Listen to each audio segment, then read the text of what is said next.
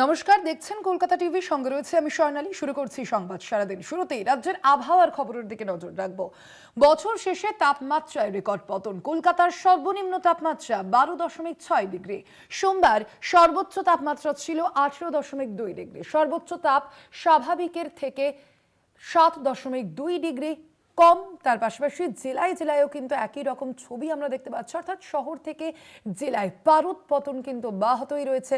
উত্তর থেকে দক্ষিণ শীতের দাপট। বাঁকুড়ায় সর্বনিম্ন তাপমাত্রা 8.9 ডিগ্রি।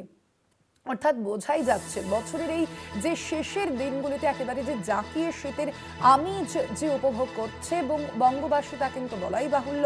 বছর শেষের তাপমাত্রায় রেকর্ড পতন এবং এই যে শীতের আমেজ, তা কিন্তু জারি থাকবে বলে ইতিমধ্যেই জানিয়েছে আলিপুর আবহাওয়া দপ্তর। তবে বছরের শুরুতে কিরকম তাপমাত্রা থাকবে সে বিষয়ে অবশ্যই আমরা জানবো প্রত্যেকটি বিষয়। আমাদের সঙ্গে এই মুহূর্তে ফোন লাইনে রয়েছেন প্রতিনিধি শাশ্বতী রায়। শাশ্বতী, এই শীতের আমেজ কি বছর শুরুর সময় পর্যন্ত বজায় থাকবে? কি বলছে আলিপুর আবহাওয়া দপ্তর? দেখো, এই পরিস্থিতি কিন্তু আগামী 1 থেকে 2 দিন বজায় থাকার সম্ভাবনা আছে। তবে নতুন বছর পড়লে বা উইকেন্ডে তাপমাত্রা আরো ধীরে ধীরে ঊর্ধ্বমুখী হবে।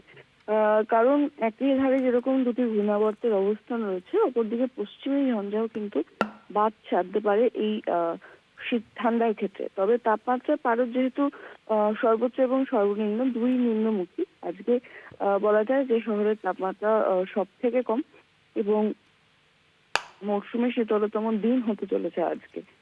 কারণ সর্বোচ্চ তাপমাত্রা পারদও কিন্তু 18.2, যা স্বাভাবিকের থেকে প্রায় 7.2 ডিগ্রি কম। অপরদিকে শহরের সর্বনিম্ন তাপমাত্রা 12.6, যা স্বাভাবিকের থেকে 1.2 ডিগ্রি কম।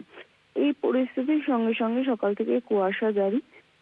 সকাল থেকে কুয়াশার দাপট বঙ্গের একাধিক জায়গায়, বিশেষত উত্তরের জেলাগুলির ক্ষেত্রে এর সম্ভাবনা সব থেকে বেশি। বেলা বাড়ার সঙ্গে সঙ্গে রৌদ্রোজ্জ্বল আকাশ এবং আজকে বিকেলের দিকে হয়তো সর্বোচ্চ তাপমাত্রা কিছুটা হলেও আবার উপর দিকে উঠতে পারে এবং উপর দিকে যদি সর্বোচ্চ তাপমাত্রা ওঠে, তাহলে তার প্রভাব কিন্তু সর্বনিম্ন তাপমাত্রার উপরও পড়তে চলেছে।